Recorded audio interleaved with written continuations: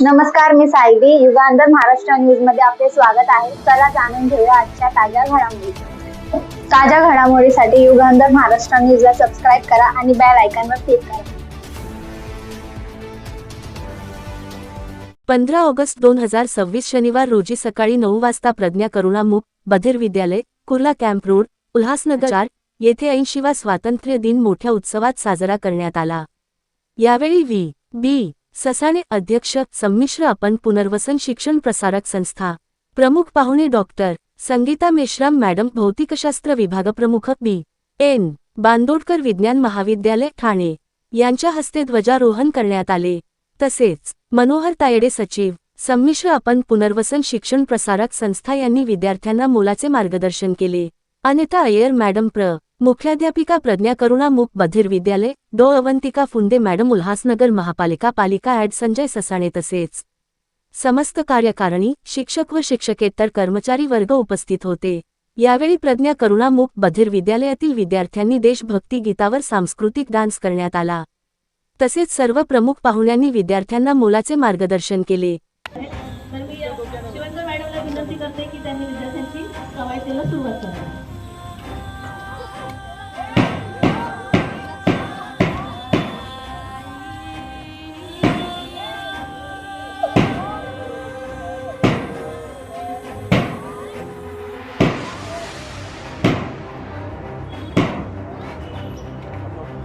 सेवा से अच्छा कोई कर्म नहीं, बाकी सेवा से अच्छा कोई कर्म नहीं, और समर सेवा से अच्छा कोई धर्म नहीं. समर सेवा से अच्छा कोई धर्म नहीं.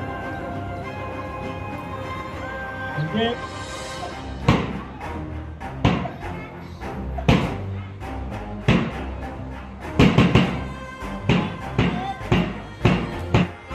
माझे घर आणि माझा परिसर तंबाखूमुक्त राहावा, तसेच इतरांनी करावा, यासाठी मी प्रयत्न करेन.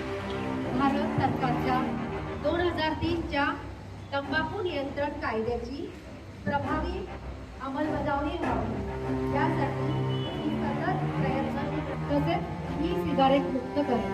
मी माझे कार्यालय, माझे घर, माझे गाव, माझी शाळा, माझी संस्था आणि माझा महाराष्ट्र तंबाखूमुक्त करेन. सगळ्यांना शुभेच्छा.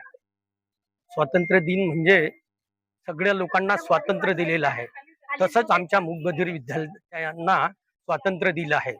शिक्षक लोकांनी त्यांना चांगलं शिकवलं म्हणून त्यांना स्वातंत्र्य मिळत आहे आणि ते शिकत आहे. ते शिक्षण त्यांच्या पद्धतीनं खूप मोठं आहे.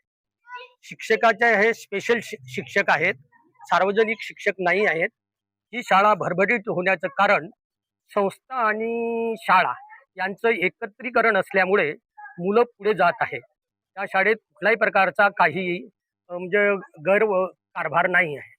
त्यासाठी सर्वांना, शाळेत आलेल्या पाहुण्यांचे, संस्थेचे व शाळेचे शिक्षक लोकांचे मी स्वागत करतो आणि त्यांना शुभेच्छा देतो.